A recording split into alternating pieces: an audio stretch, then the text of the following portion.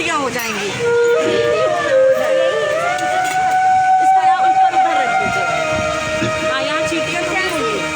नमः परमहंसाय स्वादित चरण कमल चिन्म भक्त जनमानस निवासाय तस्मै श्री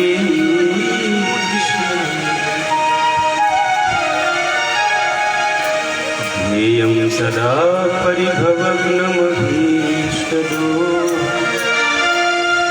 तीर्थास्पदं शिवविरिञ्चिनुतं वृत्त्यार्तिहं प्रणतपालभवामो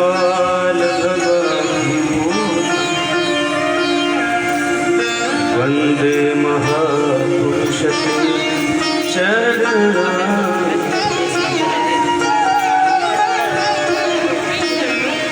माता रामो मत्पिता रामचन्द्रः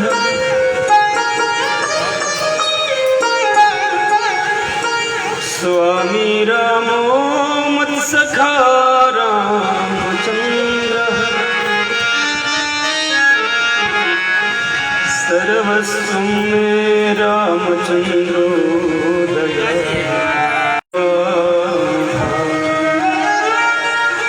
नारायण प्रियमनङ्गमदापहारं वारणारसिं सुरपतिं भज विश्वनाथं वारणारसिं सुरपतिं भज विश्वनाथं यत्र यत्र रघुनाथ कीर्तनं तत्र तत्र कृतमस्तकाय वासुदेवारि परिपूर्णलोचनं मारुतिं नमत राक्षसम्। गुरुर्ब्रह्मा गुरुर्विष्णु गुरुर्देवो महेश्वरः गुरुर्साक्षात् परब्रह्म तस्मै श्री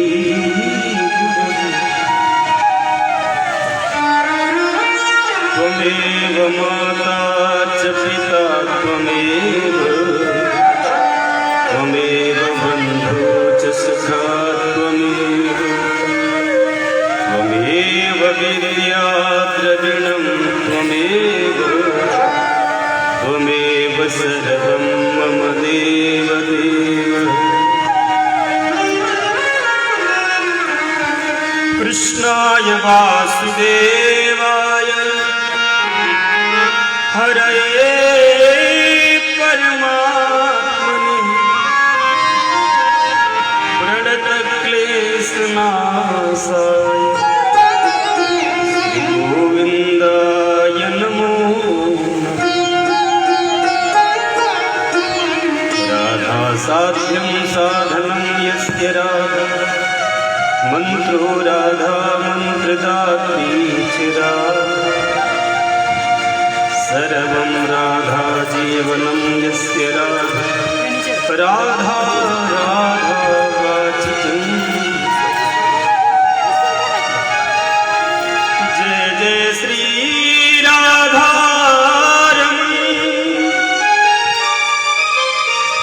जय जय नवल किशोर जय गोपी चोर प्रभु जय जय मोर मुकुट की लटक में अटक गयो मन जय वृंदावन चंद्र की बोलो जय जय नंद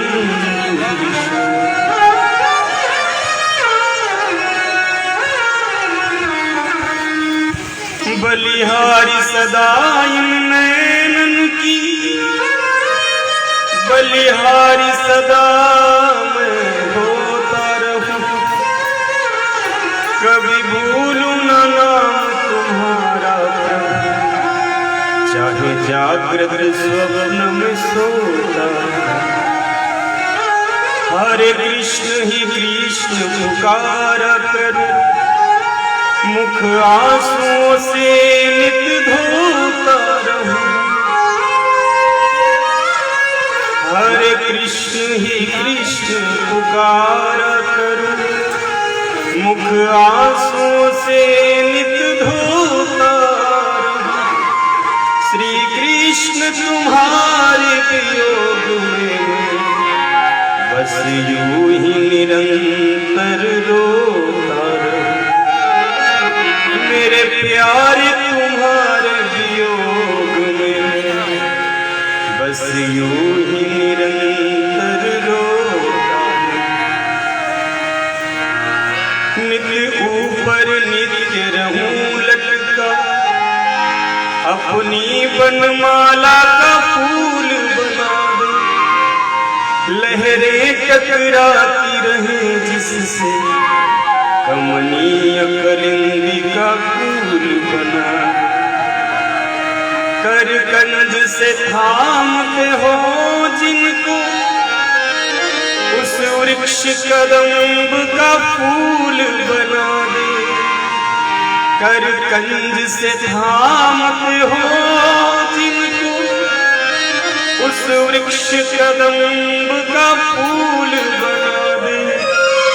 पद पंकज तेरे छुएंगे सदा, ब्रिजराज हमें ब्रिजधूल बना।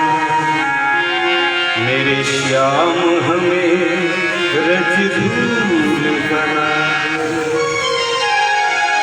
जय मीरा के गिरधर नागर, जय तुलसी के राम, जय नरसी के सामरिया, जय सूरदास के श्याम।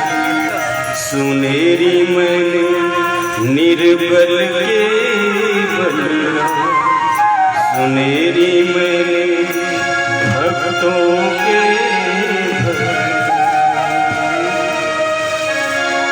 बोलिए श्रीमद् भागवत महापुराण की वृंदावन बिहारी लाल की जय। वत्सल भगवान की जय, की जय। नैमिषारण्य तीर्थ की जय, यमुना गोमती की जय। देव जी महाराज की जय, पिता की जय। गुरुदेव जी महाराज की जय। नमः पार्वती पतये हर हर महादेव, हर महादेव, हर हर महादेव।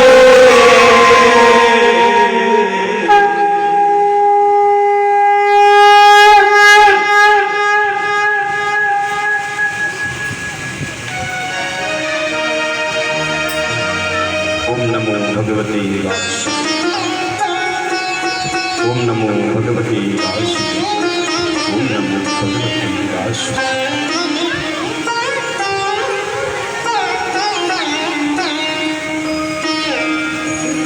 एक बार भगवान व्यास जी अपने निज श्रोताओं को बारंबार वंदन करते हैं। आप सब व्यास जी बारंबार सादर प्रणाम करते हैं। अपनी दिनचर्या के अंतर्गत श्रीमद् भागवती महापुराण की कथा का प्रारंभ हो चुका है। व्यास पीठ सबसे निवेदन करती है कि आप सभी शांतिपूर्वक अपने स्थान पर विराजमान और माधव का मंगलमय नाम स्मरण लिए मन वाणी बुद्धि को पवित्र करें। और हमारे साथ मिलकर के आप श्री राधे गोविंदा मन भजते प्रभु राधे, हमारे साथ आप सभी लोग पावन नाम का स्मरण करते हुए इस कथा ज्ञान गंगा का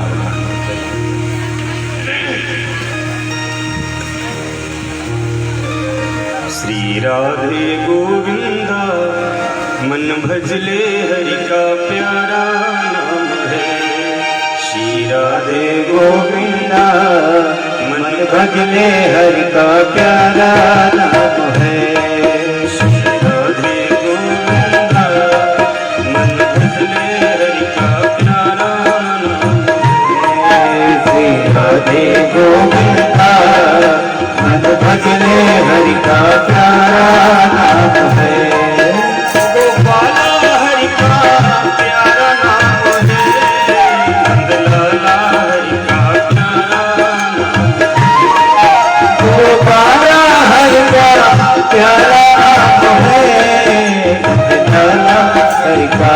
प्यारा नाम है। राधे गोविंदा मन भजले हरि का प्यारा श्री राधे गोविंदा मन भजले हरि का प्यारा नाम है। हे नंद लाला जय गोपाल, हे नंद लाला जय गोपाल, हे नंद लाला जय गोपाल, हे नंद लाला जय गोपाल।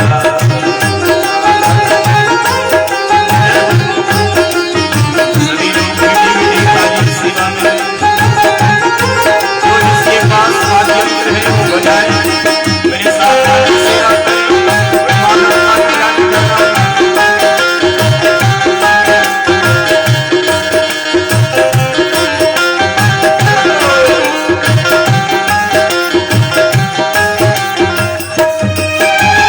मोर मुकुट पीतांबर सोहे, केशर तिलक लगाए, केशर तिलक लगाए।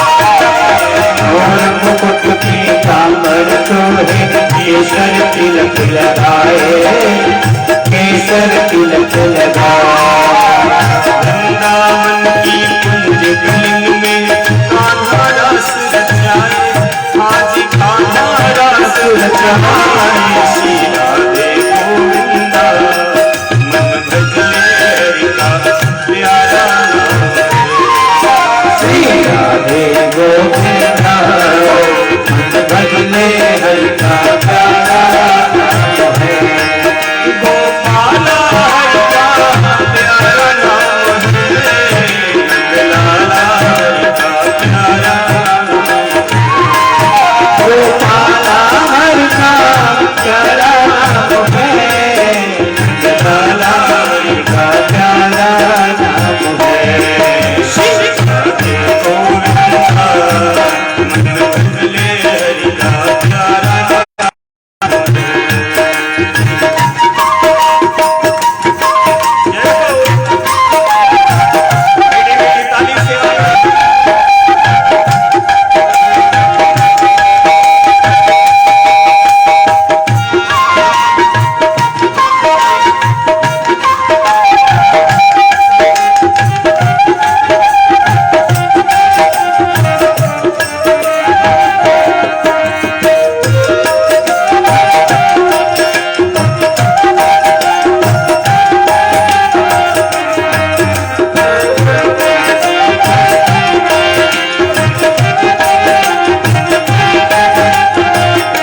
यमुना किनारे धेनु चरावे, माधव मदन मुरारी, केशव कलिमलधारी।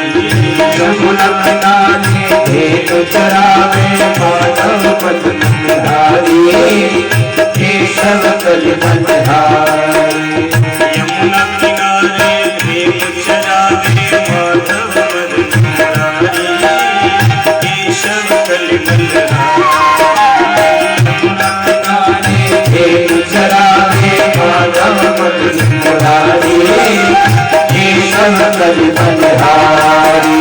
मधुर मुरलिया जब ये बजावे, हर ले सुध बुध सारी, ये हर ले सुध बुध सारी। श्री राधे गोविंदा मन भजले हरि का प्यारा नाम है। श्री राधे गोविंदा मन भजले हरि का प्यारा नाम है। गोपाला हरि का प्यारा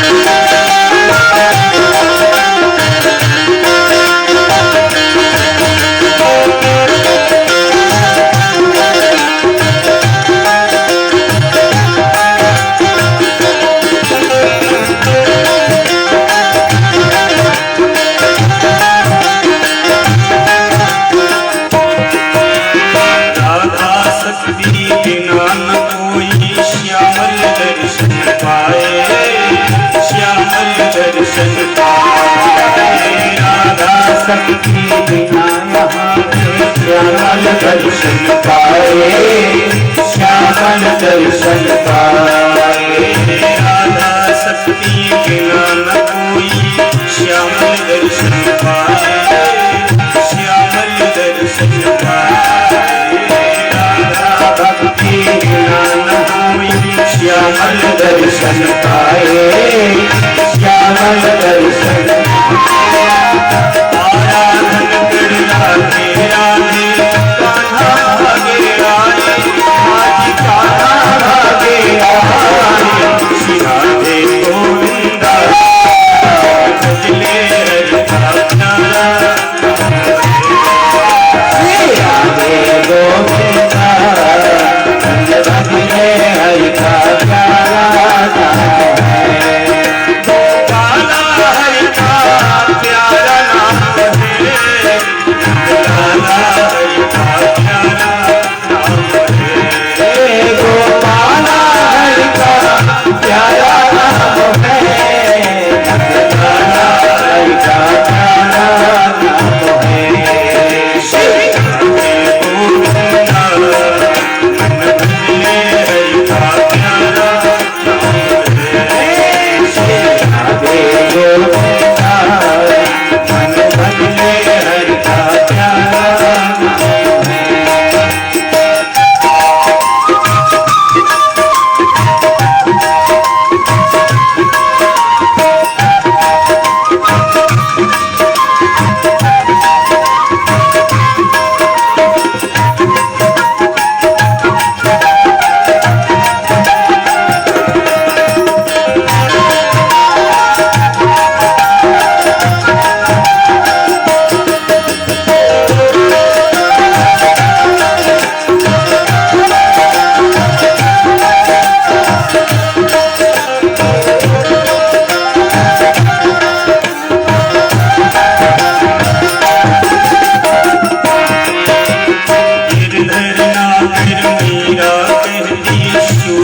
श्यामल भाया, सूर्य श्यामल भाया।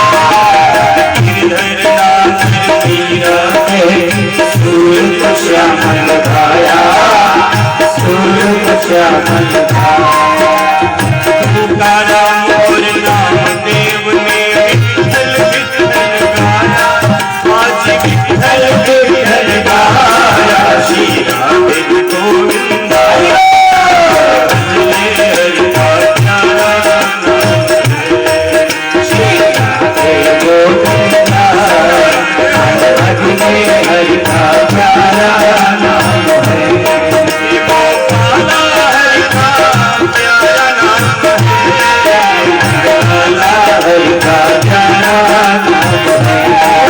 गोपाला हरि का प्यारा नाम है, गोपाला हरि का प्यारा नाम है। श्री राधे गोविंदा भजले हरि का प्यारा नाम है।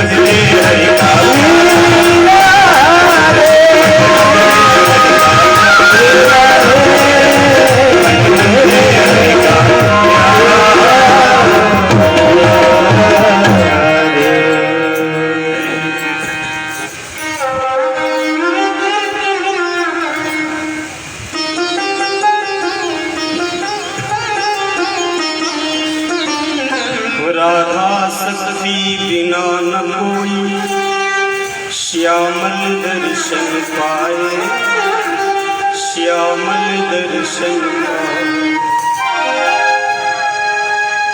आराधन कर राधे राधे कान्हा भागे आए हाजी कान्हा भागे आए श्री राधे। सब बोलो एक बार प्रेम मन भजले हरि का प्यारा नाम है श्री राधे गोविंदा मन भजले हरि का प्यारा नाम है।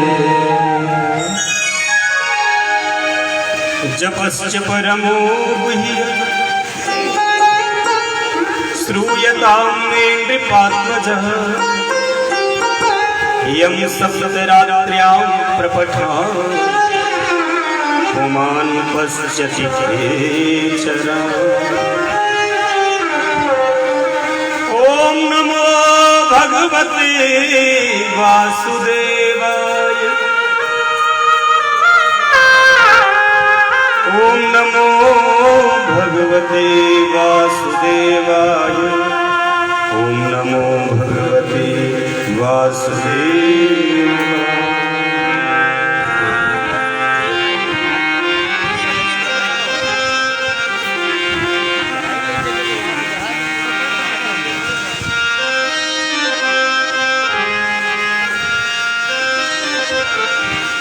शुक्रलाल की पावन राधाम बड़ी विमान पूज्य प्रातस्मरणीय आदरणीय नीति सबके आराध्य सबके गुरुदेव भगवान पूज्य श्री सुखदेव जी। सुखदेव जी महाराज कहते राजन यम सप्त रात्र्यां प्रपटान पुमान पश्यति खेचरा। उसके बाद में कहा ओम नमो भगवते वासुदेवाय। ये कौन सा मंत्र है? आप सब इसका पाठ करते हैं ना, अब सबको आता है ना ओम नमो भगवते वासुदेवाय। ये कौन सा मंत्र है?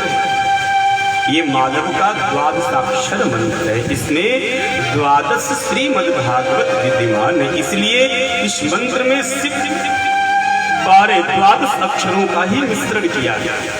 जैसे श्रीमद् भागवत में द्वादश स्कंद है, तो इसी प्रकार माधव के द्वादश अंग है। एक एक अंग का एक एक स्कंद लिखा गया और इसी प्रकार इस महामंत्र का वर्णन द्वादश अक्षरों के माध्यम से। यम सप्तरात्र्यां प्रपठान पुमान पश्यति खेचरान। साधक की साधना कहती है कि सप्तरात्र्यां प्रपठान, अगर इस महामंत्र को 7 रात्रि 7 दिवस पर्यंत अगर साधक जप करता है तो माधव का उसे दर्शन तत्कालीन प्रकट होता है। ये इस मंत्र की ताकत है, ये इस मंत्र की अवश्यकता है। जीव कहता है कैसे भजन करें, ये माया हमको छोड़े तब न भजन करें। लोग कहते गुरु जी व्यास जी भजन करने का तो बहुत हमारा मन, भजन करने के लिए मन आतुर भी होता है, लेकिन जब माया हमको छोड़े, संसार हमको छोड़े, तब तो जाकर के हम उसका भजन करें। ये संसार हमको छोड़ता ही नहीं तो हम भजन करें।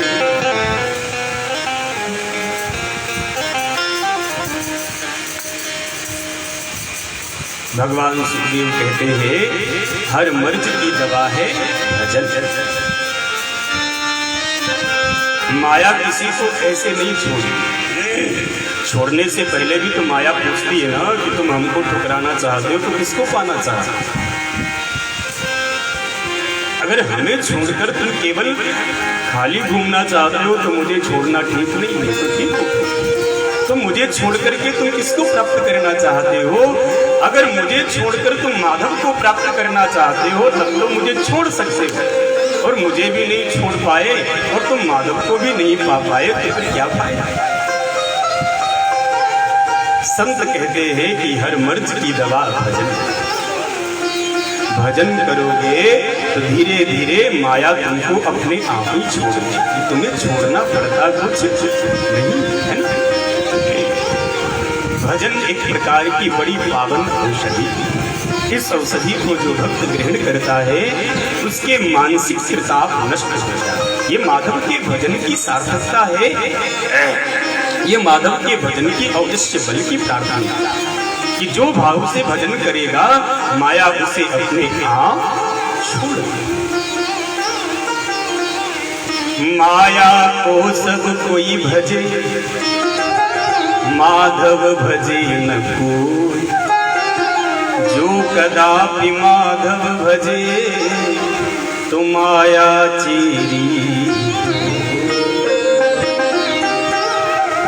तुम माया को पकड़े हो और माधव को चाहते हो तो एक ही चीज तुमको मिल पाएगी, या तो माधव मिल सकते या तो माया मिल सकती है। तो माधव को जो व्यक्ति प्राप्त कर लेता है वह तो माया का अधिपति होना है, जिसे माया के ऊपर अपने पैर को रखना है, जिसे मृत्यु को भी परास्त करना है। ध्रुव की तरह, प्रहलाद की तरह, मीरा की तरह, सूर की तरह, कबीर की तरह, ऋषि की तरह, वाल्मीकि की तरह उसे माधव के भजन को तो करना ही। जो भजन करेगा तो भजन के माध्यम से माया व्यक्ति को छोड़ती है। भजन अपने आप अपने भक्त की रक्षा करता है, फिर उसे किसी चीज की आवश्यकता क्यों। माधव का भजन भक्त के लिए कवच का काम करता है। जो व्यक्ति कवच पहनता है उससे कितने ही वो एक ना bullet proof jacket, bullet proof jacket अगर आपने पहन ली तो फिर आपके ऊपर गोली असर। बुलेट प्रूफ जिसके पास कार है उसके ऊपर बम का असर। तो भजन क्या है? ये बुलेट प्रूफ जॉकेट है, ये मानसिक बल तुम्हें प्राप्त कराएगा। लेकिन कब? जब तुम माधव के भजन को अपना संग्रह करेंगे। तुमने पैसे का संग्रह किया, तुमने घर का संग्रह किया, तुमने बाल गोपाल बच्चों का संग्रह किया, इकट्ठा किया है तुमने बैंक में बहुत। लेकिन अगर तुमसे पूछा जाए कि तुम्हारे भजन का क्या संग्रह है, आई डोंट नो, अभी तुम्हारा संग्रह नहीं। तुम कहते हो कि महाराज जी मैं 11 माले रोज करता हूँ, कोई कहता महाराज जी मैं 21 माले रोज करता हूँ, कोई कहता महाराज जी मैं गुरु मंत्र की 108 माला किए बिना जल नहीं पीता। ये भी लोगों का मानसिक बल होता है। तो माला तुमको तो याद है, अगर तुमसे पूछा जाए कि तुम्हारे पाप कितने हैं तुम्हें याद है? तो माला तो सबको याद रहती है पर भजन किसी का याद नहीं। जो व्यक्ति माधव का भजन करता है माया अपने आप उसे छोड़ देती। मंत्रेणानेन देवस्य कुर्याद द्रव्यमयीं बुधः सर्पया विविधैर्द्रव्यैः देशकालाविभागति। ओम नमो भगवते वासुदेवाय, ओम नमो भगवते वासुदेवाय। माधव का भजन भक्त की हर प्रकार से रक्षा करता है, सुरक्षा करता है। इसलिए माधव का जो भजन करता है जीव, माया के ऊपर वो हमेशा पार पाता है। माया के ऊपर माधव के भजन की प्राथमिकता। तो भजन करो तो तुम्हें माया अपने आप छोड़ देगी। और भजन नहीं करोगे, कथा जी नहीं सुनोगे, प्रेम नहीं करोगे माधव से, तो तुम्हें माया बहुत पकड़ेगी। माया के कितने रूप हैं देखिए, माया कितने रूपों में प्रकट होती है जीव को पकड़ने के लिए। माया कितने रूपों में भक्त को अपनी ओर आकर्षित करती है। व्यक्ति एक है और उसके विभाजन कितने हैं, माया के रूप कितने। व्यक्ति एक है लेकिन वही किसी का चाचा है, वही किसी का मामा है, वही किसी का पापा है, वही किसी का मौसा है, वही किसी का फूफा है। व्यक्ति एक है पर उसके विभाजन कितने खड़े हो जाते हैं उसके विभाजन। यही माया के रूप है।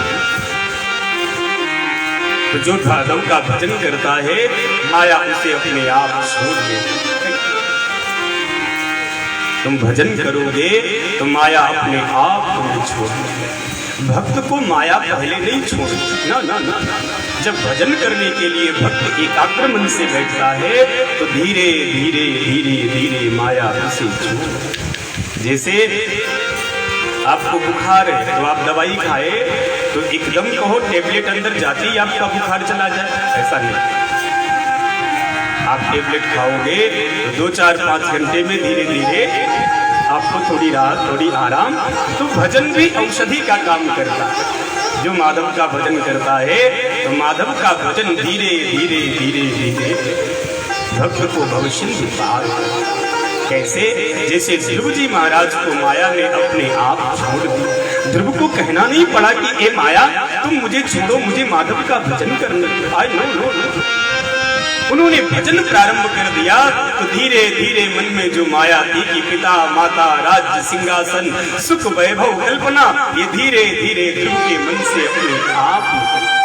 क्योंकि भजन जिस मन में बैठता है वहां कोई दूसरा फिर बैठ सकता नहीं। गोस्वामी जी महाराज अयोध्या कांड के मंगलाचरण में लिखते हैं, रामम कामात्म शिष्यम, मतलब जहां राम है माया वहां नहीं आ सकती, और जहां माया है वहां पे राम जी नहीं आते कभी। तो तुम्हारे मन में अगर माया रहेगी तो तुम भजन से वंचित रहोगे, तुम माधव के दर्शन से वंचित रहोगे। और जब तुम माधव के भजन को प्रारंभ करोगे तो माया अपने आप धीरे धीरे धीरे धीरे तुम्हें अपने चंगुल से मुक्त कर देगी। तिरात्रांते तिरात्रांते प्राप्ते कपित्थ बदरासन आत्मवृत्त्यनुसारेण मासं निश्चयम्। ध्रुव जी महाराज के भजन का पहला महीना आरंभ। 3 दिन तक कुछ नहीं खाते, धीरे धीरे माया के ऊपर विजय प्राप्त करने लगा भजन। और भजन में जब मन एकाग्र होता है तो फिर मन में संसार नहीं आता। मैं बड़ा अपने आप को भाग्यशाली समझता हूँ कि मेरी कथा के जो यजमान जी हैं वो बड़े प्यारे हैं। मेरी बातचीत हुई तो उन्होंने कहा, गुरुजी मैं जब तक सुबह सुबह पूजा नहीं करता मैं तब तक किसी से बात नहीं करता, मैं बोलता नहीं। और लमसम 20 वर्ष से मेरा ये नियम है। मुझे प्यारा लगा, बड़ा अच्छा लगा कि चलो मेरे अंदर तो ये स्वभाव नहीं है, मुझे तो कोई ना कोई छेड़ देता है सुबह, लेकिन चलो ऐसे लोगों से मेरा मिलना हो जाता है कि जो बिना माधव के भजन के किसी से बात करते, मतलब संसार से ज्यादा इम्पोर्टेंट महत्वपूर्ण है इनके लिए माधव का भजन, तभी तो इनका इतना अच्छा कल्याण। तुम्हारा भजन बढ़ेगा तो माया तुम्हें अपने आप धीरे धीरे मुक्त कर देगी। तिरात्रांते तिरात्रांते प्राप्ते कपित्थ बदरासन आत्मवृत्त्यनुसारेण मासं निश्चयम् मासं निश्चयम्। भजन का पहला महीना आरंभ हुआ। ध्रुव जी महाराज 3 दिन तक कुछ नहीं खाते। तीसरे दिन कपित्थ बदरास कहते कि फल तोड़ के यमुना जल में धो के पाले। भजन धीरे धीरे बढ़ा तो पदार्थों ने अपने आप ही छोड़ दिया मानव को। ना ना ना। दूसरा महीना आरंभ हुआ। दूसरे महीने में 6 दिन तक कुछ नहीं खाते। छठे दिन शाम को एक बार जंगल में गिरे हुए कुछ शीत पत्र उन्हें उठाकर यमुना जल में धो के पा लेते। फिर नेत्र बंद करके ओम नमो भगवते वासुदेवाय, ओम नमो भगवते वासुदेवाय। भक्त का भजन बढ़ा तो भोग पदार्थों ने अपने आप उसे छोड़ दिया। और मैं आपको अपनी बात कहूं, जो व्यक्ति भजन करता है सच में उसे भूख प्यास नहीं लगती। ये मेरा अपना एक्सपीरियंस है कि जब तक मैं ठाकुर की सेवा नहीं कर लेता कोई 56 प्रकार के व्यंजन बनते मेरे लिए सब व्यर्थ।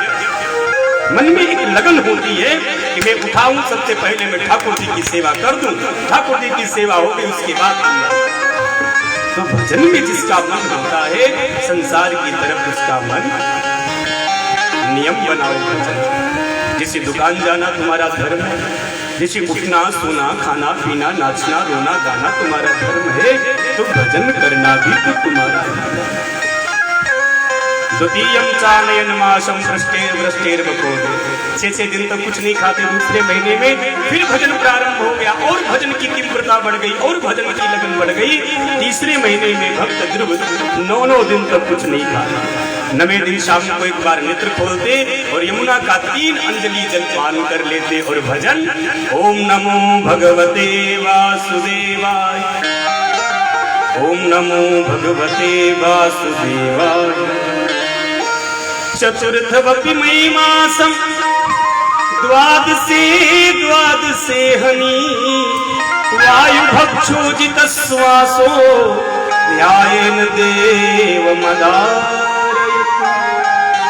चौथे महीने में 12 दिन तक कुछ नहीं खाते, 12वें दिन शाम को एक बार नेत्र खोलते और 3 बार श्वास लेते, केवल वायु भक्षण करते, फिर नेत्र बंद करके ध्रुव माधव के भजन में लग जाते। क्यों? माया को छोड़ना है तो भजन बढ़ाना, तुम भजन बढ़ाओ तो माया अपने आप तुम्हें छोड़े। पंचमे मास्यनुप्राप्ते जितश्वासो नृपात्मजः ध्यायेन ब्रह्मपदेकेन तस्तस्थाणुविवस्यतः। आधारं महदादीनां प्रधानपुरुषेश्वरः ब्रह्मधारयणामायां त्रयो लोकाश्च संस्थिते। ध्रुव जी महाराज ने चंचल मन की वृत्ति को एकाग्र किया और संपूर्ण मन का भार माधव के भजन के ऊपर रख दिया कि हे प्रभु, मैंने जीवन तुम्हारे भजन को समर्पित कर दिया है, अब आप जानो आपका काम। या तो मेरे प्राण जाएंगे भजन करते करते, या आप हमको अभी के अभी यहीं पे मिल जाए। ये भक्त का विश्वास है। विश्वासो फलदायकः, जो विश्वास करके माधव के भजन को ग्रहण करता है, माधव अपने भक्त को फिर कभी डूबने देते नहीं है। ये भजन के तारतम्यता का प्रभाव। तुम भजन करो, तुम्हारा मन एकाग्र हो तो फिर संसार तुम्हें छू नहीं सकता। ध्रुव ने चंचल मन की एकाग्रता को स्पष्ट किया और धीरे धीरे नेत्र बंद करके ध्रुव अब तो श्वास भी नहीं लेते और सीधे मन से माधव से बात करने लगे। दाहिने पैर के अंगूठे को धरती से लगाए हैं और संपूर्ण शरीर वायुमंडल में एकाग्र कर दिया। भजन ने ध्रुव को मानो अपनी गोद में ले लिया। जो भजन करता है ना, वो बड़ा निर्मल बनता है, वो बड़ा पावन। जो भजन करता है ना, उसके चेहरे पे सौम्यता, सरलता अपने आप प्रकट होती, उसे करना नहीं पड़ता। क्यों? भजन साधक को इतना शांत कर देता है कि फिर उसके मन में चंचल विचार आते ही। मुझे खाली टाइम मिलता है तो मेरे पास माला है, मैं अपना ओम नमो भगवते वासुदेव। लोग कहते हैं गुरुजी ये क्या कर रहे हो आप? तो मुझे लगता है कि 2-4 मिनट का गैप हुआ है, मैं एक बार तो माला पूरी कर लूं। तो भजन मेरे मन में इतना ज्यादा लगा है कि मुझे रामन कहीं जाने को राजी ही नहीं। मानो ध्रुव को भजन ने अपनी गोद में ले लिया। यदेक पादेन सपाशिवा भकस ततौ तदंगुष्ठमणीतामहि न नाम तत्राधमिनेन्द्रतिष्ठिता तरेव सत्सेव्यतरता पदे पदे। ध्रुव जी महाराज का संपूर्ण शरीर हवाई मंडल में प्रकट हो गया। ध्रुव जी महाराज वायु लेना भी बंद कर दिए और एक मन से ध्रुव ने महात्मा के परमात्मा के अखंड भजन को प्रारंभ कर दिया। ओम नमो भगवते वासुदेवाय, ओम नमो भगवते वासुदेवाय, ओम नमो भगवते वासुदेवाय। जब भक्त ने श्वास लेना बंद कर दिया तो चराचर का वायुमंडल बंद हो गया। देवता भी श्वास नहीं ले पा रहे, जनमानस भी श्वास नहीं ले पा रहा। सब दौड़े दौड़े ब्रह्मा जी के पास गए, ब्रह्मा जी हम श्वास क्यों नहीं ले पा रहे, पवन क्यों नहीं चल रही, हवा क्यों नहीं चल रही? देव ब्रह्मा कहते यही हाल मेरा है। सब शिव के पास में गए, शिव जी हम वायु का भक्षण क्यों नहीं कर पा रहे? शिव जी कहते यही स्थिति हमारी है। सबको लेकर के ब्रह्मा शिव देवादिदेव महादेव भगवान त्रैलोक्याधिपति वैकुंठाधिपति नारायण के चरणों में समाहित। हे प्रभु मेरा प्राण बचाओ, हे प्रभु मेरी रक्षा करो, रक्षा। क्या हुआ प्रभु? हम श्वास नहीं ले पा रहे प्रभु, हमारे मन को बड़ा चंचल मन हो रहा, हमारे प्राण निकलने वाले, हम श्वास नहीं ले पा रहे। क्यों? वायुमंडल क्यों बंद है चराचर? माधव कहते चिंता मत करो, मेरा नन्हा भक्त ध्रुव मेरे भजन में इतना डूब गया है कि उसने श्वास लेना बंद कर दिया और मेरा भक्त श्वास नहीं लेगा तो फिर संसार में दूसरा श्वास ले भी कोई नहीं सकता। क्यों? छित जल पावक गगन समीरा, ये मेरे भक्त के लिए है, सबके लिए मेरी कृपा। तुम्हारी कृपा पाव कोई कोई, देखते तो मुझे सब है, लेकिन मजा तो तब है जब मैं तुमको देखूं, है ना? बिहारी जी को तो सब लोग आंख फाड़ के रोज देखते हो, लेकिन मजा तो तब है जब बिहारी जी तुमको देखेंगे। तुम तो लाखों दिनों से देख रहे, क्या नैवं विदामो भगवन् प्राणरोधम। हे प्रभु, हम श्वास नहीं ले पा रहे, हमारा प्राण निकल रहा, रक्षा करे, रक्षा करे। नैवं विदामो भगवन् प्राणरोधम चराचरस्याखिल सत्त्वधाम विदेहि तन्नो व्रजनात् विमोक्ष्यम् प्राप्ता वयं त्वां शरणं। हे प्राप्ता वयं, हे शरणम शरण्यम, हे अभक्तों के भक्त कथा करता, हे पालन करता, उत्पन्न करता, हे संहार करता। प्रभु, हम श्वास नहीं ले पा रहे, रक्षा करे, रक्षा। भगवान ने देवताओं से कहा, चिंतित मत होना, मैं जाकर के अपने भक्त ध्रुव को अभी दर्शन देता हूँ। अभी चराचर का वायुमंडल प्रारंभ। माधव गरुड़ के ऊपर आरूढ़ हो गए और मधुबन में, वृंदावन में, यमुना के किनारे जहाँ भक्त ध्रुव अखंड मन से माधव का भजन कर रहे थे, माधव धीरे धीरे उसी स्थान पे प्रकट हो गए। संत कहते हैं, माधव दर्शन देने नहीं आ रहे हैं, तो बोले भक्त का दर्शन आज करने आ रहे हैं। ये भजन का फल है। भजन भक्त को इतना महान बना देता है कि भगवान भी भक्त के सामने तत्कालीन झुक जाता। क्यों? तुमने मेरा भजन किया, तुमने मेरी साधना, तुमने मुझे पा लिया। माधव आकर के सामने खड़े थे।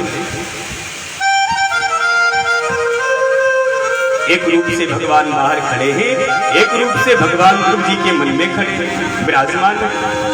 ध्रुव जी महाराज का अखंड मन नेत्र बंद करके अखंड भजन चल रहा है। ओम नमो भगवते वासुदेवाय, ओम नमो भगवते वासुदेवाय, ओम नमो भगवते वासुदेवाय।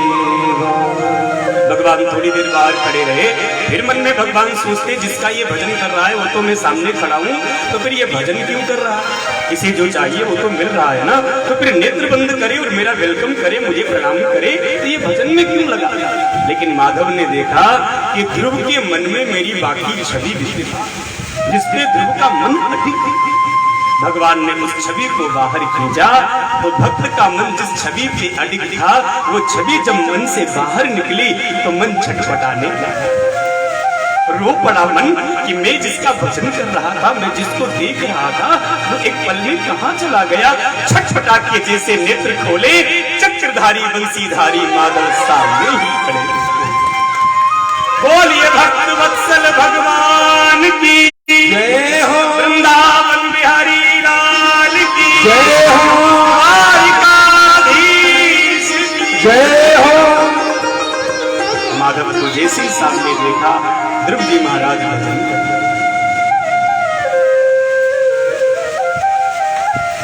भक्त के सामने भगवान 2 मिनट खड़े रहे, 5 मिनट खड़े रहे, 10 मिनट खड़े रहे।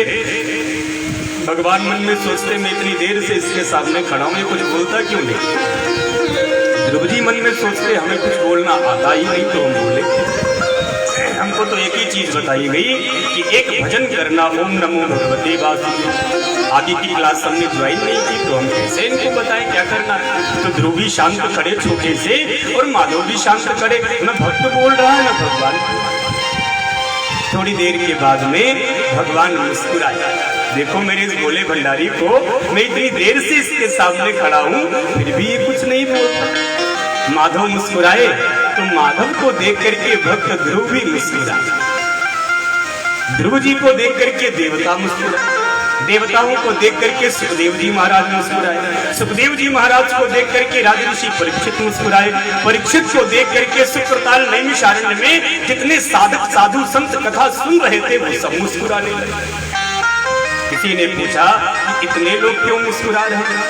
तो किसी ने कहा कि भक्त को देख करके माधव मुस्कुराए, तो माधव को देख करके भक्त मुस्कुराए, इन दोनों की मुस्कुराहट को देख करके देवता मुस्कुराए। देवता मन में सोचते हैं कि ऐसा अवसर हमको मिलता तो हम मांगने की लंबी लिस्ट तैयार कर देते कि प्रभु ये दे दो, ये दे दो, ये दे दो। सुखदेव जी इसलिए मुस्कुराए, अरे मूर्खों, जिसे स्वयं माधव मिल गए हो उसे अब और क्या चाहिए, है ना। सुखदेव जी को देखकर परीक्षित इसलिए मुस्कुराए, गुरुदेव धन्य है आपका रूप, जिसने कथा के माध्यम से मेरा जीवन पावन कर दिया, पवित्र कर दिया, और श्रीमद् भागवत कथा के माध्यम से उस भक्तवत्सल प्रभु की झांकी का मुझे तत्कालीन दर्शन करा दिया। संत इसलिए मुस्कुराए, परीक्षित तुम्हारा कुल कुटुंब वंश वसुधैव सब पावन हो गया, पवित्र हो गया। क्यों?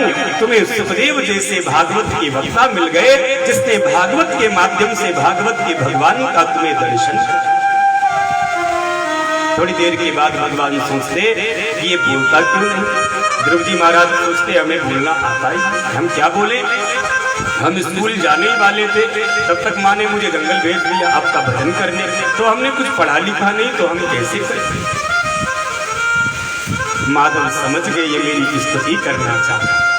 कृपा सिंधु भगवान सबके अंदर विद्यमान माधव अपना कपोल शंख ध्रुव जी के गाल से लगा दे, और जैसे माधव का शंख ध्रुव जी महाराज के गाल से स्पर्श हुआ, उनके अंदर संपूर्ण वेद वेदांत का अनुभव। शतं विवक्षन्तम तद्विदं हरिः ज्ञात्वा सर्वस्य च हृद्यवस्थितं कृताञ्जलिं ब्रह्ममयेन कम्बुना पस्पर्शपालं कृपया कपूले। माधव का शंख जैसे ध्रुव जी महाराज के कपोल से स्पर्श हुआ, संपूर्ण वेद वेदांत का दर्शन उनके अंतर हृदय में प्रकट हुआ। मेरे भाई बहन, प्रत्येक जीव की इंद्रियां सोई हुई हो, लेकिन सोई हुई इंद्रियों पे जब माधव कृपा करते हैं तो जीव की इंद्रियां चैतन्य हो जाती है ना। बच्चा जब जन्म लेता है तो उसमें न सुनने की ताकत होती है, न देखने की ताकत होती है, न बोलने की ताकत होती है, न चलने की। लेकिन जब माधव उसको छू लेते हैं तो वो चलने भी लगता है, बोलने भी लगता है, देखने भी लगता, और देखने केवल नहीं लगता है, मुंह कहूं ही बाचाल पंगु चढ़ई गिरिवर गहन जास कृपा सुदयाल द्रवहु सकल कलिमल दहन। मूकं करोति वाचालं पंगुं लंघयते गिरिं यत्कृपातमहं वन्दे परमानंद प्रत्येक जीव की इंद्रियां सोई हुई होती हैं, लेकिन सोई हुई इंद्रियों के ऊपर जब माधव कृपा करते हैं तो जीव की समस्त इंद्रियां माधव का दिव्य दर्शन, माधव की दिव्य स्तुतियां करने लगती है। ध्रुव जी महाराज भी भगवान की स्तुतियों में खो गए। योऽन्त्या प्रविश्यमिम वाचमिमां प्रसुप्तः सञ्जीवयत्यखिल शक्तिधर स्वधाम्नः अन्यश्च हस्तचरणश्रवणत्वगादि प्राणान् नमो भगवते पुरुषाय प्राणान् नमो भगवते पुरुषाय। ध्रुव जी महाराज कहते माधव मेरी समस्त इंद्रियां सोई हुई थी, लेकिन मेरी इंद्रियों के ऊपर जब आपकी कृपा हो गई तब मेरी इंद्रियां अब आपकी स्तुति करने में सामर्थ्य हो।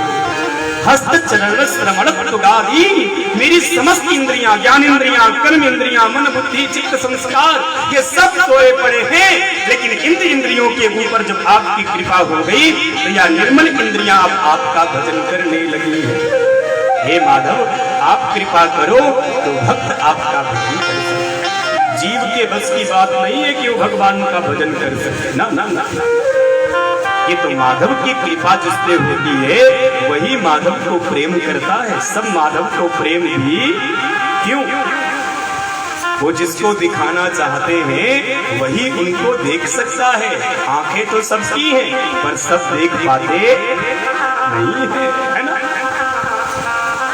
संसार इन आंखों से देखा जाता है, पर माधव दिल की आंखों से देखता। दिल के आईने में है तस्वीरें यार की, दिल के आईने में है तस्वीरें यार की, जब जी चाहा गर्दन झुकाई जरा सी देखी। दिल के आईने में है तस्वीरें यार। मुझे एक दृष्टांत बहुत प्यारा याद आ रहा है। मेरे आश्रम में गुरु पूर्णिमा में बहुत बड़ा कार्यक्रम होता है, आप सब वहाँ पे दर्शन करते। मैं प्रतिवर्ष गुरु पूर्णिमा में गुरुदेव भगवान के नाम से कथा करता हूँ, तो आप सभी भक्तों के आशीर्वाद से वो कथा वहाँ पे प्रकट होती है। और जितने लोग भी हो सकते हैं, मैं गुरु पूर्णिमा में उनको नैमिषारण्य का प्रसाद देने का मेरा मन है। तो एक बार कुछ ऐसा हुआ कि गुरुदेव को कहीं बाहर जाना था, तो उन्होंने सारी व्यवस्था मुझे दी। तो मेरे पास तब टेलीफोन नहीं था, और शायद तब टेलीफोन आया भी ना हो। तो पोस्ट कार्ड का समय था, काफी मैं छोटा भी था। तो गुरुदेव ने कहा, बेटा तुम्हें ये सारी व्यवस्थाएं करनी है और मैं जा रहा हूँ किसी विशेष काम से।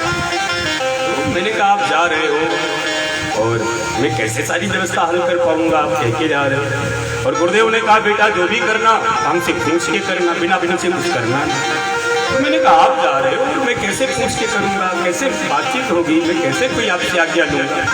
तो उन्होंने मेरा गला पकड़ा, अपनी ओर खींचा और कहा, मूर्ख, दिल के आईने में है तस्वीरें यार की, जब जी चाहा गर्दन झुकाई जरा सी। हम तो तुम्हारे मन में, बाहर कहाँ जाए, तुम्हारा जब मन हो गर्दन झुकाओ, यहाँ हम बैठे पूछ लो, है ना ऐसा? मैं तुम्हारे मन में, मैं तुमको छोड़ करके अब कहीं भी जाऊंगा। अन्यस्त हस्त चरण श्रमणत्वगादि प्राणान्नमो भगवते पुरुषाय तुभ्यं, प्राणान्नमो भगवते पुरुषाय तुभ्यं। माधव ने ध्रुव जी महाराज को आशीर्वाद दिया और माधव अंतर ध्यान हो गए। 27,000 वर्षों का अखंड तप, अखंड राज्य भोगने की क्षमता प्रदान हुई। ध्रुव जी महाराज जब वापस आने लगे तो नारद जी महाराज ने आकर के जन जन में बताया कि भक्त ध्रुव माधव को प्रकट करके आज अपने राज्य में वापस आ। पिता ने हाथी घोड़े सब भिजवाए कि मेरे पुत्र को लेकर के आओ। ध्रुव कहते, अब मुझे हाथी घोड़े पे चढ़ने का कोई सुख क्यों? जो भगवान का भजन करता है, जो भगवान का भक्त बनता है, उसका पहला लक्षण होता है वो तिनके से भी ज्यादा अपने आप को छोटा समझता है। तिनका जानते हो ना, हवा हल्की सी चली वो उड़ गई। भक्त को पता ही नहीं होता है कि मैं कहाँ जाऊंगा। माधव का भजन जिधर ले जाए वो उधर चल पड़ता है। क्यों? उसे माधव के भजन पे बड़ा भरोसा है। माधव का भजन कभी भक्त को डूबने नहीं देता। त्रिनाद सुनी चैन तरोरी सहस्र अमानिना मान देहाय कीर्तनीय सदा। हाथी पे घोड़े पे चढ़ने की अब मेरी कोई आकांक्षा नहीं है, अब मैंने माधव को प्राप्त कर लिया। उत्तानपाद ने ध्रुव जी महाराज को सिंहासन पर बिठाया।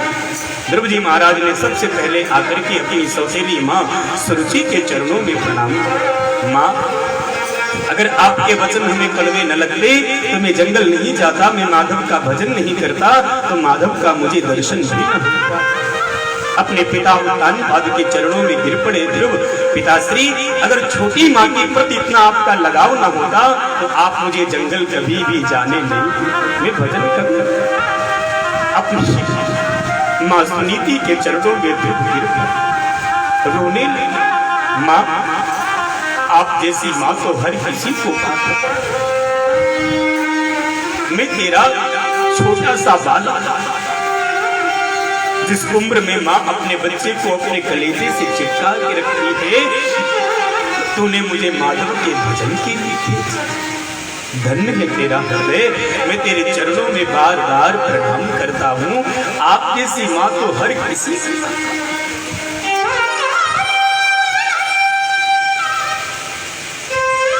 ध्रुव को गले से लगा लेते हैं, बड़ा प्रेम करते हैं। क्यों?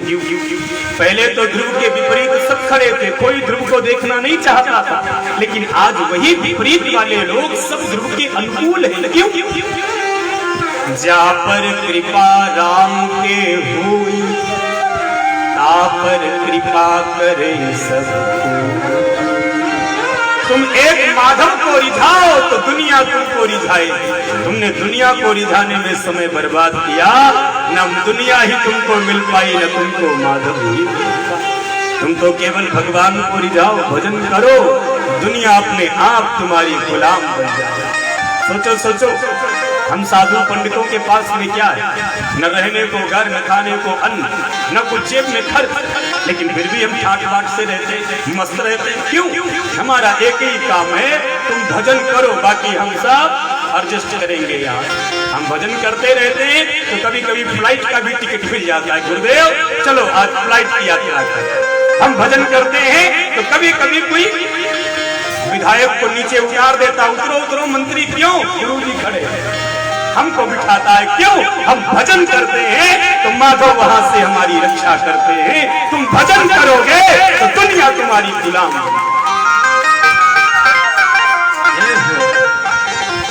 मैं तो जपूं सदा तेरा नाम, दयालु दयालु तुम्हारा दयालु दया करो। मैं तो जपूं सदा तेरा नाम, दयालु दया करो।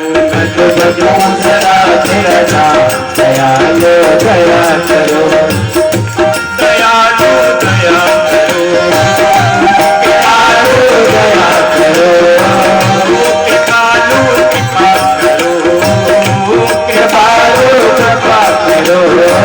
कितने लोग भजन करेंगे, हाथ खड़े करेंगे, कितने लोग माधव को प्राप्त करेंगे, कितने लोग माधव को रिझाएंगे। मेरे साथ तो जरा प्रेम से हाथ उठा दे। मैं तो जपूं सदा तेरा नाम, दयालु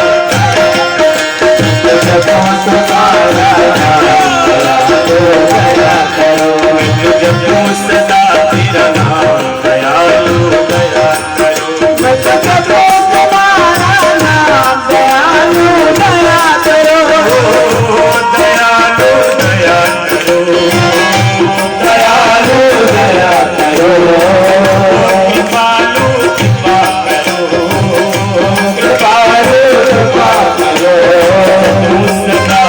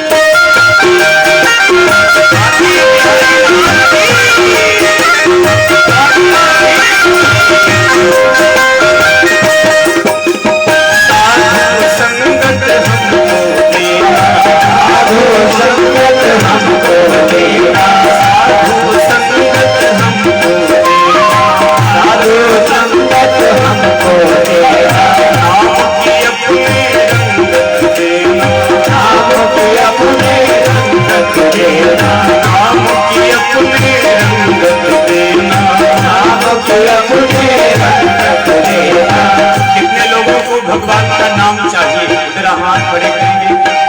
कितने लोगों को माधव का भजन अच्छा लगता है वो जरा हाथ खड़े कर देगा और मेरे साथ बोले साधु संगत हमको देना, साधु संगत हमको देना, नाम की अपने रंगत देना, नाम की अपने रंगत देना, नाम की अपने रंगत देना, नाम की अपने रंगत देना।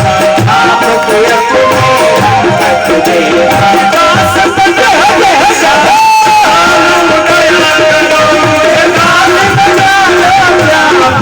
दयालु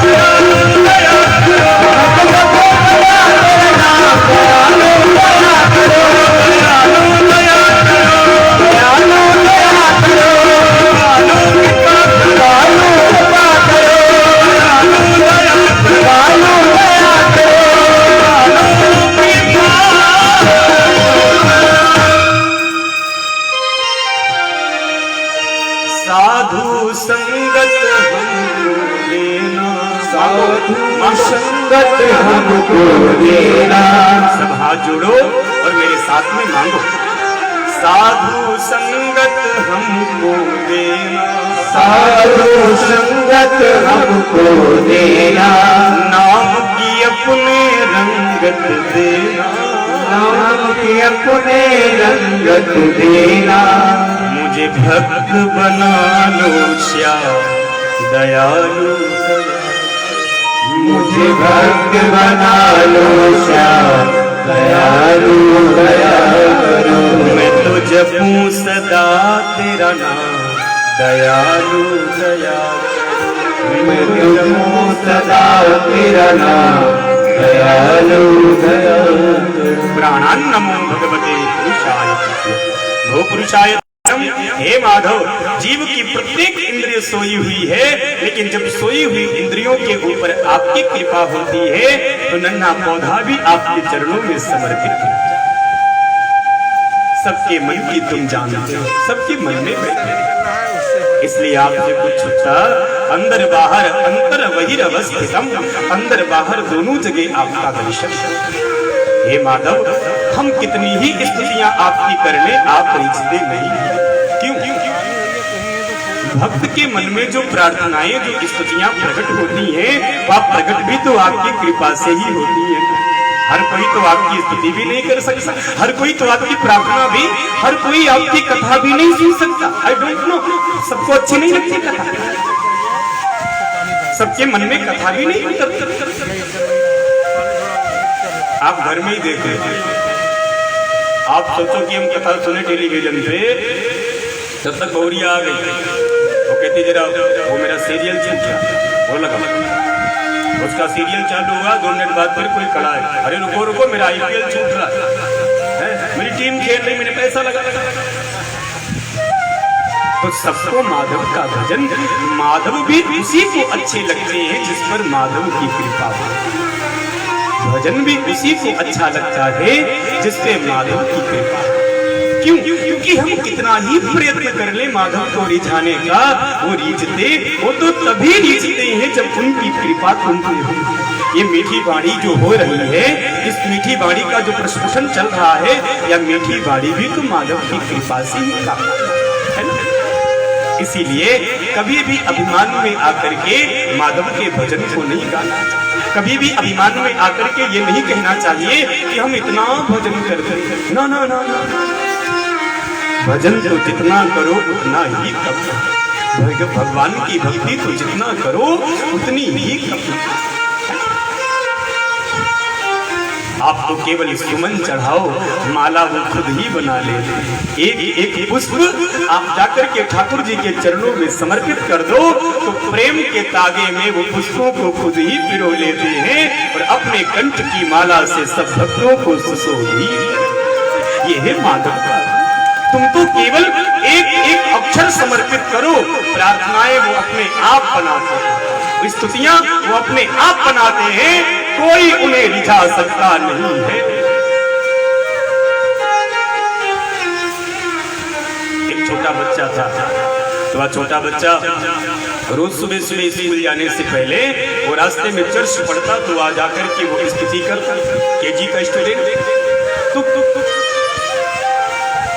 उसका जो पादरी था, उसका जो पुजारी था मंदिर का, तो चर्च का वह पादरी भी देखता रहता कि मैं भी रोज प्रार्थना करता, और ये बालक भी रोज प्रार्थना करने आता है सुबह सुबह गुड मॉर्निंग में स्कूल जाने से पहले आकर यहाँ माथा टिकाता है, फिर वो स्कूल की बस में बैठ के स्कूल चला जाता है, और जब स्कूल से आता है तब भी ये बालक इस चर्च में आके और गॉड को थैंक यू बोलता है, प्रार्थना करता, फिर वो अपने घर जाएगा।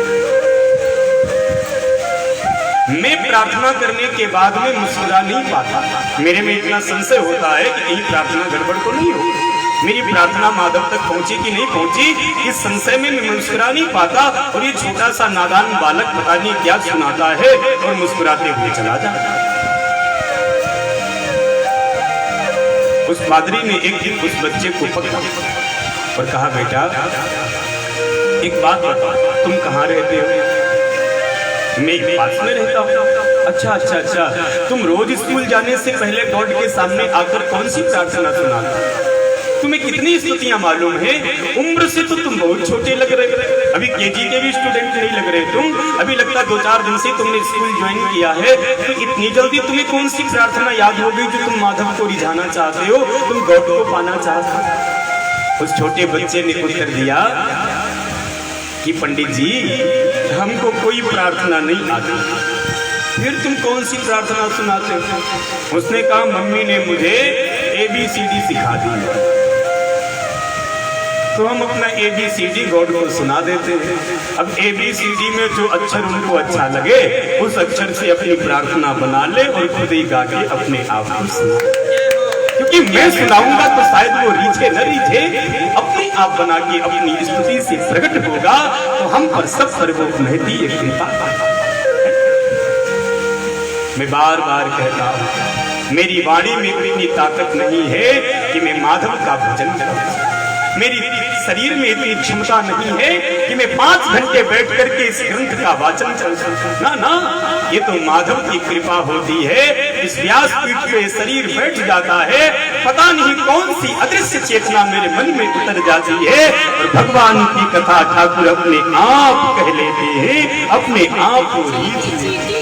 उन्हें कोई रिझा नहीं सकता, वो तो अपने आप रीझते, वो तो अपने आप।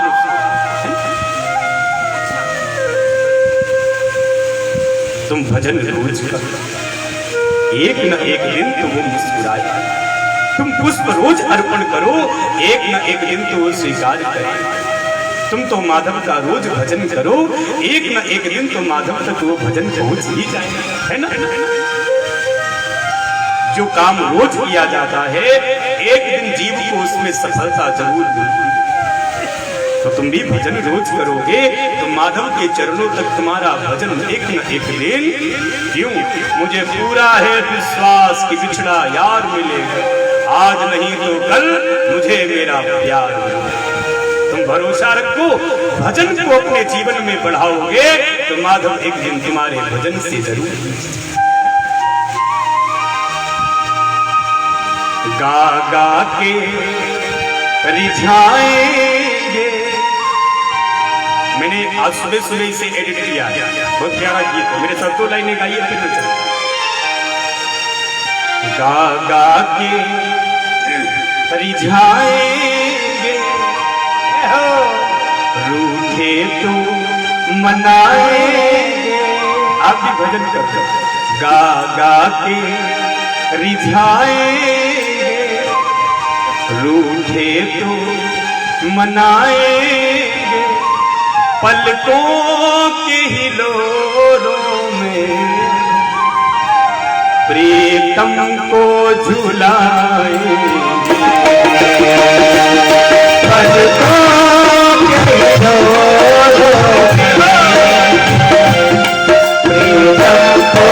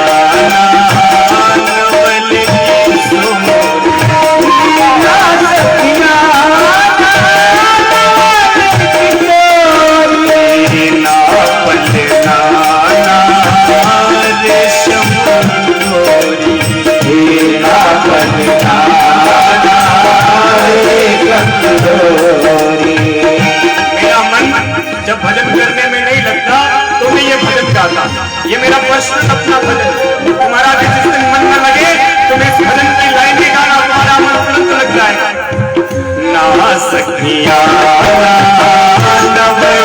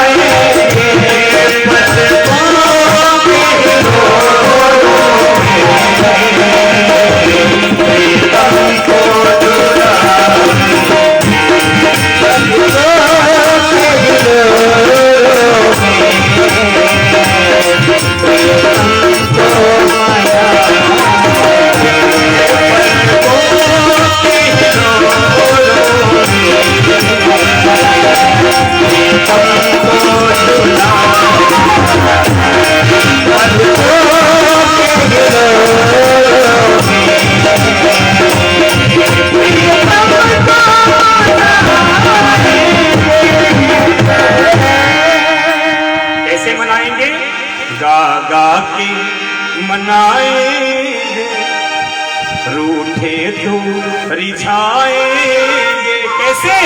पलकों की हिलोरों में प्रीतम को झुलाएंगे। क्यों? तुम विद्वान कितने ही हो जाओ तुम्हारा कल्याण, तुम ज्ञानी कितने बड़े हो जाओ तुम्हारा कल्याण, तुम भोगी कितने बड़े हो जाओ तुम्हारा कल्याण होने वाला नहीं। क्यों? गाय गाय हरि गुण चरित्र भव तरी विनय प्रयास। अगर तुम भजन करते हो तो तुम असहज ही भव सिंधु पार। क्यों? कलयुग केवल नाम आधारा, सुमिरी सुमिरी नर उतरहि पारा। कलयुग केवल हरि गुण गावत नर पावहि भव। इस घोर कलिकाल में भव सिंधु से पार उतरने का केवल एक ही तरीका है। वो क्या है? गा गा के रिझाए, यही तरीका, दूसरा कोई। क्यों? बड़े बड़े संत इसे एडिट करते हैं, उनकी बात तो झूठी नहीं होगी ना। अगर तुम्हें भवसिंधु पार करना, अगर तुम्हें वैकुंठ पाना है, अगर तुम्हें राधा माधव के श्री चरण प्राप्त करने हैं, तो तुम्हें एक ही काम करना है। क्या करना है? सात स्वर्ग अपवर्ग सुख धरिय तुलायक अंग, तूलन ताहि सकल मिली जो सुख लव सत।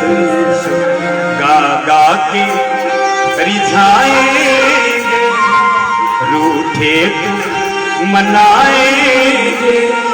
पलकों की हिलोरों प्रीतम को रिझाएंगे।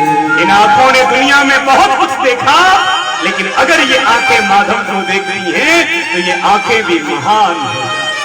इस वाणी ने दुनिया का बहुत प्रपंच गाया, लेकिन यह वाणी जब माधव का नाम गाएगी तो यह वाणी पावन पवित्र। इस दिमाग में दुनियादारी घूमती रहती है, लेकिन इस मन में, इस दिमाग में, इस बुद्धि में जब माधव का भजन एकाग्र होगा तब तुम्हारी मति शुद्ध है। इन आंखों ने कितने लोगों को देखा है दुनिया में, क्या फर्क पड़ता है बाप? ये आंखें तो उस दिन सिद्ध होंगी जब इन आंखों में ठाकुर की मूरत बस जाए। पलकों की हिलोरों ऐसे देखो, आंखें बंद कर। क्यों? उनको देखने के बाद फिर कुछ देखना बाकी है नहीं जाता। गोपी क्या कहती है? आप सब तो गोपी हो, आपका भाव क्या होना चाहिए? बंसी वाले सांवरे तोहे पलक डार ढक ले। बोलो बोलो। बंसी वाले सांवरे तोहे पलक डार ढक ले। ना मैं देखूं और को ना तोहे देख। ऐसा समय मैं बंद करूंगी अपने मन में कि ना तुम किसी को देख सकते हो ना मैं। क्यों? तुमको देखने के बाद फिर कुछ देखने का मन। आनंद लीजिए, साहित्य की पंक्तियां हैं। जमाने पर भरोसा करने वालों, भरोसे का जमाना जा रहा है। जमाने पर भरोसा करने वालों, जमाने पर भरोसा करने वालों, भरोसे का जमाना जा रहा है। तेरे चेहरे में आखिर क्या है ऐसा जिसे बरसों से देखा जाता है? जमाने पर भरोसा करने वालों, भरोसे का जमाना जा रहा है। तेरे चेहरे में आखिर क्या है ऐसा जिसे बरसों से देखा, लेकिन आंखें आज तक थकी नहीं है। थकती कभी नहीं थकती। क्यों? तेरे चेहरे में आखिर क्या है ऐसा जिसे बरसों से देखा।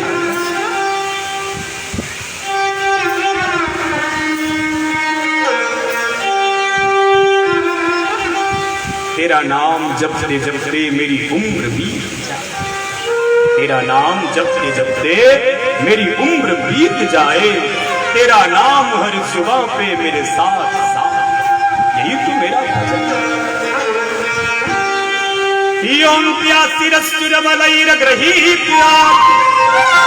हे माधव, मैं तुम्हारा भजन करता हूँ। हे माधव, यह भजन केवल तुम्हें प्राप्त करने का है। मैं और कुछ नहीं जानता, मैं केवल तुम्हारे भजन में ही होगा। ध्रुव जी महाराज का अखंड राज्य प्राप्त हुआ। एक दिन ध्रुव जी महाराज भजन करने के लिए राजस्व प्राप्त करने के बाद ध्रुव जी महाराज एकांत में भजन करने लगे। उसी जगह पर एक विमान प्रकट हुआ। विमान में भगवान के पार्षद हैं। ध्रुव जी महाराज विमान के ऊपर आरूढ़ होने लगे। उसी जगह पर एक देवी प्रकट हो गई जिसका नाम मृत्यु देवी। ध्रुव ने उसे प्रणाम किया। मां, आप और ध्रुव, या मृत्यु लोक है और मैं मृत्यु की देवी हूँ, या लोक मेरा ये धरती मेरी है। मतलब जो यहाँ आया है उसे मरना पड़ेगा। मैं मौत हूँ, बिना मुझे स्वीकार किए कोई यहाँ से, तुम्हें वैकुंठ जाना है जाओ, तुम्हें स्वर्ग जाना है जाओ, तुम्हें मुक्ति पानी है पाओ, तुम्हें बाकी बिहारी पाने है पाओ, लेकिन पहले तुम मुझे स्वीकार कर लो। मतलब पहले तुम मर, उसके बाद में जाओ। ध्रुव जी महाराज ने भगवान के पार्षदों की ओर देखा। पार्षदों ने भक्त ध्रुव से कहा, बेटा ध्रुव, तुम मृत्यु को बोलो थोड़ा सर तो नीचे। ध्रुव ने कहा, मां, मैं तुम्हें स्वीकार करूंगा, आप थोड़ा सर तो नीचे कीजिए। जैसे मृत्यु ने अपना सर नीचे किया, भक्त ध्रुव ने एक चरण मृत्यु के सिर पे रखा, दूसरा चरण विमान में रखा और सशरीर विमान में बैठ गए। भक्त ध्रुव वैकुंठ की यात्रा में लग गए। क्यों? जो भजन करता है काल का असर उसके ऊपर नहीं है। मृत्यु पर भी विजय प्राप्त की जा सकती है, लेकिन कब? जब तुम्हारे जीवन में माधव का भजन होगा। मृत्युर जन्म बतां वीर देहेन सहे जायते, अद्यवाप्ता सतां तेव मृत्युर्वै प्राणिनां। भगवान का भक्त सशरीर माधव की यात्रा करता। जो भगवान का भजन करेगा, भगवान का भजन कभी अपने भक्त को डूबने देता नहीं।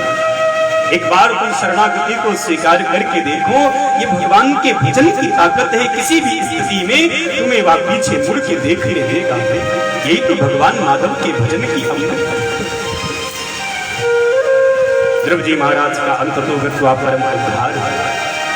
भगवान सुखदेव जी कहते, राजन महाराज मनु की 3 पुत्रियां 2 पुत्र थे। 3 पुत्रियों के वंश का वर्णन तुमने सुना। 2 पुत्रों में छोटे वाले पुत्र का वंश वर्णन मैंने तुम्हें सुनाया। अब बड़े पुत्र प्रियव्रत के वंश में क्या हुआ? पंचम स्कंद में भगवान सुखदेव जी महाराज प्रवेश कर रहे। महाराज मनु के उन्हें प्रणाम करते हैं सुखदेव जी। क्यों? प्रियव्रत जी महाराज अखंड पृथ्वी के साम्राज्य के उपभोग करता है, अखंड पृथ्वी के राजा हैं, लेकिन लेश मात्र का भी उनके मन में अभिमान है, इसलिए उन्हें प्रणाम किया। प्रियव्रतो भागवत आत्मा राम कथम मुने ग्रहे रमत यन्मूल कर्म बंध भरा ननूनम मुक्त संगानां तादृशानां विभर्यशः गृहेषु विनिवेशोऽयं पुंसां भवितुमर्हति महतां खलु विप्रेषु उत्तमश्लोक पादयोः छाया निवृत्त चित्तानां न कुटुम्बे स्पृहामति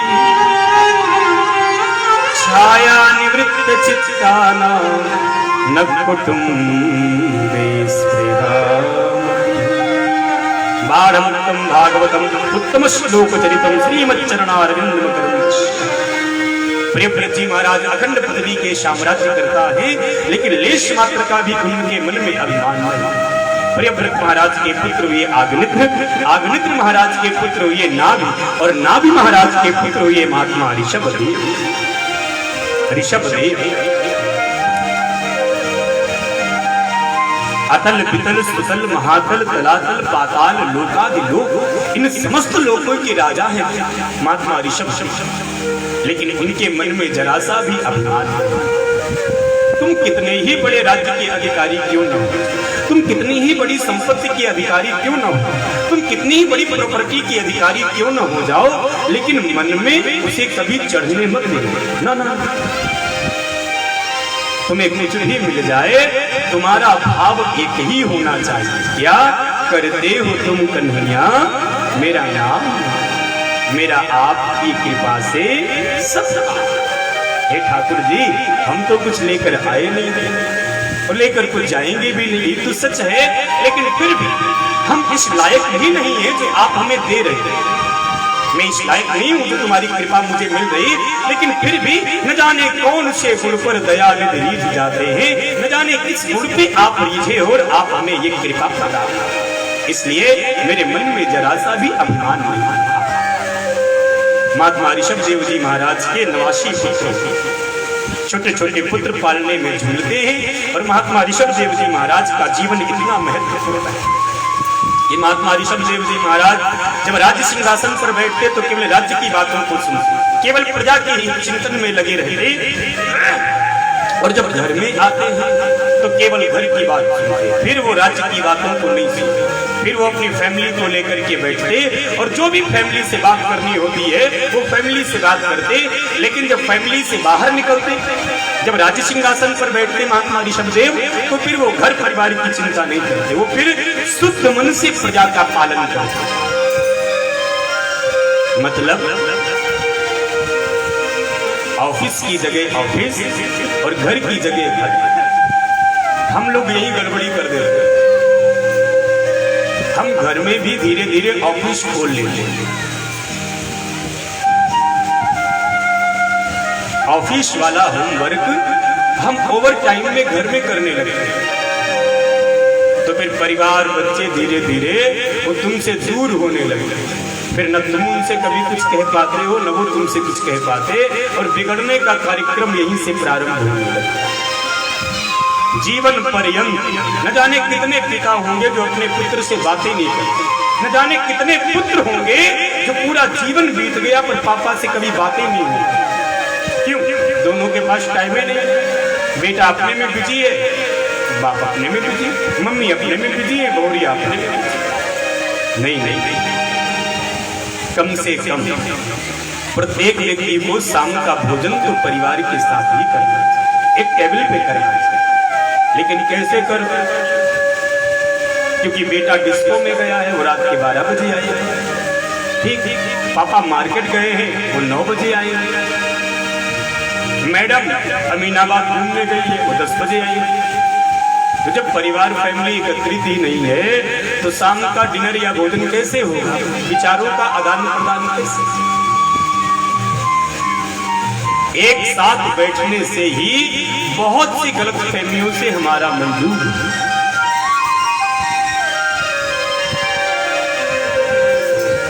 होना तो ये चाहिए कि घर का कोई बुजुर्ग व्यक्ति शाम को गीता रामायण का पाठ करे और पूरी फैमिली उसको सुने आधे घंटे। होना तो ये चाहिए कि परिवार में कोई बुजुर्ग व्यक्ति हो, वो गीता रामायण की 2-4 चौपाई पढ़े और पूरी फैमिली उसको सुने, फिर वो अपने अपने काम तो घर मंदिर बनता। लेकिन आज का समय में महात्मा ऋषभ देव ये करते हैं, प्रजा में जब बैठते तो प्रजा की सुनते, घर में आते तो केवल घर की सुनते, फिर वो किसी में अपने मन को फंसाते थे। महात्मा ऋषभ देव जी महाराज के छोटे छोटे पुत्र नवासी वह पालने में झूलते हैं। जब उन्हें भूख लगती है तो वह जोर जोर से चिल्लाते हैं, रोते हैं, पया पानम पया पानम पया पानम, मुझे भूख लगी है, दूध पिलाओ दूध पिलाओ दूध पिलाओ। पालने में रोते हुए पुत्रों की पुकार जब पिता ऋषभ देव के कान में पहुंचती है तो भूखे पेट पुत्रों को दुनिया का कोई पदार्थ पिता ऋषभ देव नहीं पिलाते, उन्हें दिव्य भागवतामृत पिलाते हैं कि बेटा ये दुनिया के पदार्थ तुम्हारा जीवन अशुद्ध कर देंगे, इसलिए तुम पया मत मांगो, तुम तो अमृत मांगो अमृत। पालना झुलाते हैं और पुत्रों को ज्ञान देते हैं, तुम शुद्धोसी तुम बुद्धोसी त्वम आत्मनोसी त्वम ब्रह्मोस्मि त्वम नारायणोस्मि त्वम कृष्णोसी तुम रामोस्मि त्वम ब्रह्मोस्मि तुम गरुड़ोस्मि। बेटा तुम शुद्ध हो, बेटा तुम बुद्ध हो, बेटा तुम ब्रह्म हो, बेटा तुम नारायण हो, बेटा तुम बड़े साधक। हमेशा अपने मन को संभाल के रखना, दिव्य श्रीमद् भागवत कथामृत का तुम पान करो।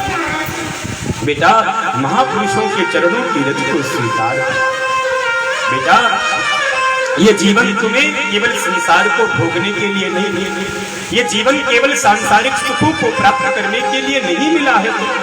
इस जीवन से किसी साधु का संग, इस जीवन से किसी संत का संग, ये जीवन किसी एक में फंसा दो। ये जीवन अभी बहका बहका है, अभी टुकड़ों में बटा है तुम्हारा मन। नहीं नहीं, ये मन एक में स्थापित है। एक ग्रंथ, बहुत ध्यान से सुन, एक ग्रंथ, एक पंथ, एक संत और एक कंत। कंत का अर्थ समझ गए ना? कंत का मतलब जिसको बड़ी बड़ी मोहब्बत करते, प्यार करते। तो सबके जीवन में एक होना चाहिए। ग्रंथ इतने हैं, 18 पुराण हैं, 4 वेद हैं, 100 उपनिषद हैं, तो सबसे तुम नहीं पढ़ सकते, तो मन को एक ग्रंथ में लगा, एक ग्रंथ। पंथ इतने हैं, हर पंथ तुम्हारी समझ में, तो एक पंथ अपना है सनातन धर्म, उसमें लग, उसी से सब प्रकट हुए। एक ग्रंथ, एक पंथ और एक संत। दुनिया में लाखों साधु हैं, बहुत से उग्रवादी आतंकवादी भी साधु बने, पर सबके साथ तुम्हें नहीं जानते।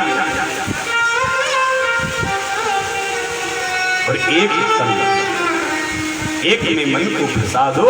एकम सर्वत्राबोधार विज्ञानानमति, एक ही साधे सब सधे सब साधे सब जाना। एक में मन को लगाओगे तो परम कल्याण की ओर मन घूम जाए। श्री कृष्ण गोविंद हरे मुरारे, हे नाथ नारायण।